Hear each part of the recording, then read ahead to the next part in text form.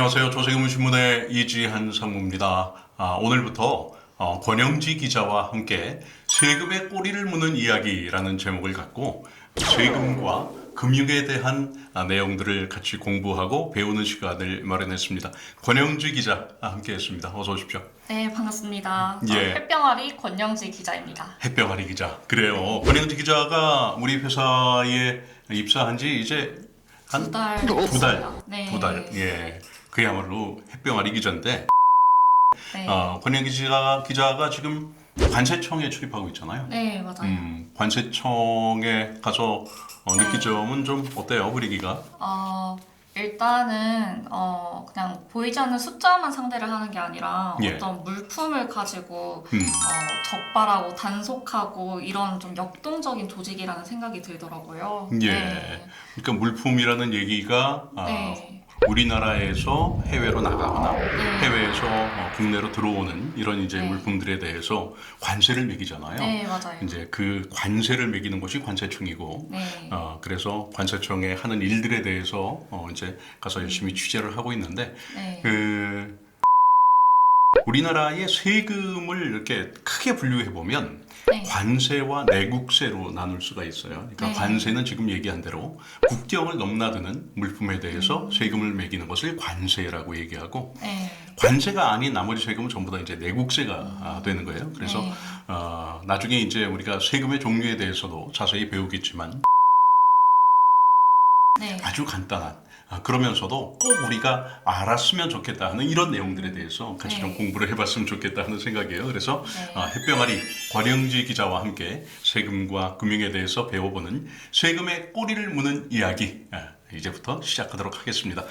저희가 그 텍스트가 좀 있어야 되잖아요. 네. 책이 있어야 돼서 이런 책을 준비했습니다. 금융상품과 세금이라는 책이에요. 많이 봤죠. 네. 우리 회사에서 지금 출판하고 있는 책인데 이 금융상품과 세금을 세 분의 저자가 이렇게 같이 공동으로 글을 쓰셨어요. 먼저 이제 김용민 원장님이 계시고요. 그리고 박동규 조세심판원의 조세심판관이 계시고 양중식 그 상무님은 칸사스 자산운용에서 최근에 다른 곳으로 옮겼어요. 저희가 옮긴 곳에 대해서는 자막을 통해서 좀 소개를 해드리도록 하겠습니다. 이렇게 아주 유명하신 세 분의 이제 저자가 쓴 글을 갖고 같이 한번 공부해 보도록 하겠습니다. 예. 네. 먼저 이제 첫 번째는 어떤 내용들이 있는지에 대해서 쭉 한번 목차를 보면서 얘기를 해봤으면 좋겠는데, 먼저 1장은 금융시장과 금융거래라는 내용으로 되어 있어요. 그러니까 금융시장은 과연 뭔가, 또 그곳에서 어떠한 내용들의 거래가 이루어지고 있는가 하는 내용이에요.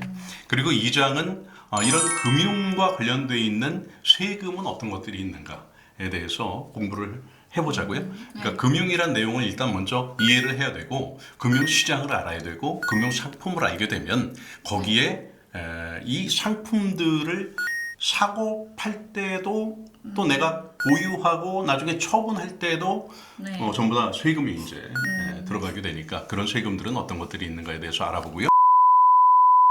네. 그래서 금융 관련 세금과 금융 상품별 세금에 대해서 알아보고, 그 다음에 해외 금융 거래를 또 할 수 있잖아요. 네. 그러니까 해외 금융 거래를 하게 될 때 세금은 어떤가. 그리고 세금이 이제 많이 붙게 되니까 어떻게 하면 절세를 할 수 있는가. 그 절세 상품은 또 어떤 것들이 있는가에 대해서 알아보고, 또 연말정산에 대한 얘기 굉장히 중요한 얘기잖아요. 네. 우리 같은 이제 직장인들은 연말정산을 통해서 13월에 보너스를 받는다. 뭐 이제 이런 얘기를 하니까 네. 연말정산을 잘 준비하는 그런 요령에 대해서도 또 이런 금융상품을 잘 이용하면 연말정산에서도 혜택을 많이 받을 수 있거든요. 그런 내용들에 대해서 한번 같이 공부를 해봤으면 좋겠습니다. 자, 이제 먼저 1장인데 금융시장과 금융거래에 대한 내용이에요. 가장 먼저 우리가 건드려야 될 부분은 금융이란 과연 무엇인가 하는 기본적인 네. 개념. 이게 가장 그 중요한 것이 어떤 기본적인 개념과 컨셉, 그리고 이 단어가 의미하는 바에 대한 정확한 내용을 우리가 알고 있어야 된다. 그래서 이러한 내용들에 대한 이야기, 그리고 금융시장과 또 금융거래에 대한 이야기를 갖고 먼저 이제 이야기를 나눠보도록 하겠습니다. 자, 금융의 기본 개념이에요. 금융은 뭘까요? 금융이란 말 들어봤잖아요. 네. 금융, 주식, 주식이나 뭐 자세히 잘 모르겠어요. 금융이라고 생각한다 그러면 금융기관은 어떤 것들이 있을까요? 증권회사, 증권회사 또 또 가장 많이 가는 은행, 또 또 잘 모르겠어요. 보험사 뭐 이런 것들도 다 그렇죠. 이런 것들이 다 이제 금융사잖아요. 근데 금융이란 얘기는 뭐냐면 금전을 융통한다 이런 개념이에요. 그걸 합쳐서 금융 이렇게 이제 얘기하는 거예요.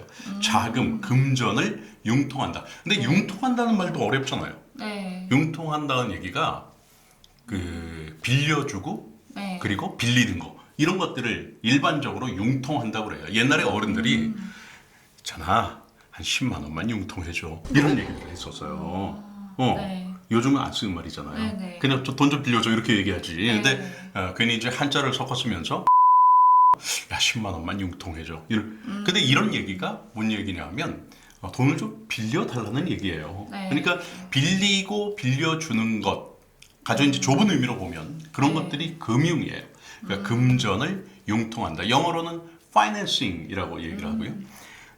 그런데 이걸 조금 더 이제 넓은 의미로 본다면 그 자금이 이제 굉장히 많은 다양한 방식으로 흘러다닌단 말이에요. 네. 예를 들어서 가정에 집에 돈이 좀 많이 있으면 이 돈을 어디다 넣죠? 집에 금고에다가 쌓아놓는 사람들도 물론 있어요. 네. 그런데 일반적으로 대부분은 은행이. 은행에다 넣죠. 네. 은행에다가 내가 돈을 갖다 넣는 이유는 뭐예요? 왜 은행에다가 돈을 갖다 넣을까요? 안전하게. 그렇죠. 일단은 안전하게 보관할 수 있다는 게 가장 큰 장점. 네네네. 그리고 언제든지 필요할 때마다 내가 편하게 찾아 쓸 수 있다는 것도 장점. 네네네. 그리고 은행에 놔두면 뭐가 붙어요? 이자. 이자가 붙잖아요. 그러니까 이자가 붙으면 금고에 넣어놓고 있는 사람들은 왜 그러면 금고에 넣고 있을까요? 은행에 넣지 않고. 금고에 넣는 이유. 금고에 넣어놓고 있는 사람들은 네. 일단 은행에 대한 불신이 있는 사람들도 물론 있을 수 있어요. 나중에 이제 우리가 이야기하겠지만 은행이 만약에 파산을 했다 그러면 내 네. 돈을 모두 다 은행이 나에게 주는 것이 아닐 수도 있어요.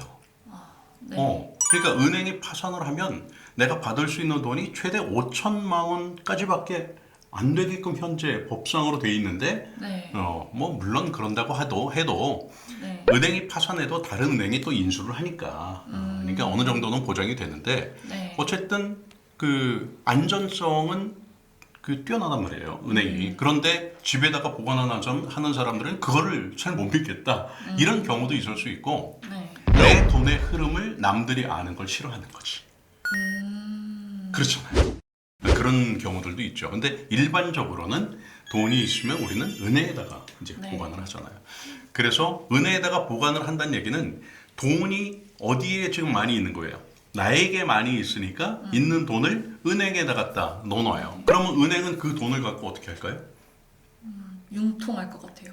그렇죠. 융통을 하는 거예요. 은행은 내가 일단 맡겨놓은 돈을 갖고 그렇게 네. 맡긴 돈들이 많이 쌓일 거 아니에요. 네. 야, 그렇게 쌓인 돈을 갖고 돈이 필요한 사람에게 그 돈을 빌려주는 거예요. 그러면 은행은 뭘 받아요? 은행은 이자?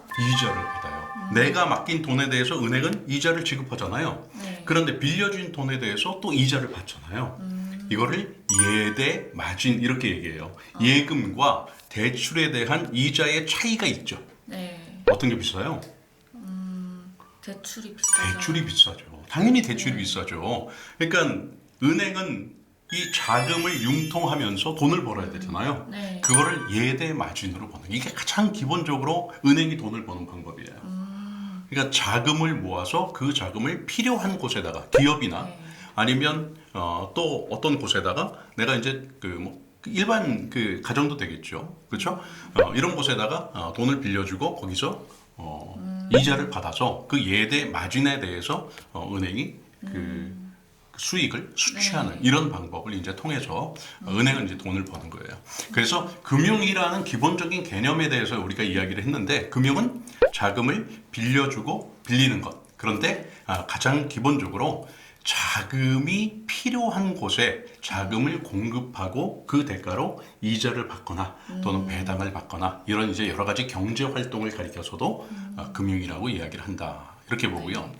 그러니까 그 가정이나 회사나 뭐 기업이나 여러 이제 그 단위들을 놓고 보면 어떤 곳에서 흑자, 그러니까 돈이 많이 좀 이제 많이 벌어서 돈이 좀 쌓였어요. 그러면 이런 이제 금융기관에다가 맡기고 또 필요한 곳에 또 그 돈이 흘러가고 이런 돈의 흐름이 원활하게 이루어지는 것이 바로 이런 금융을 통해서 이루어진다. 이렇게 보시면 될 것 같아요. 네.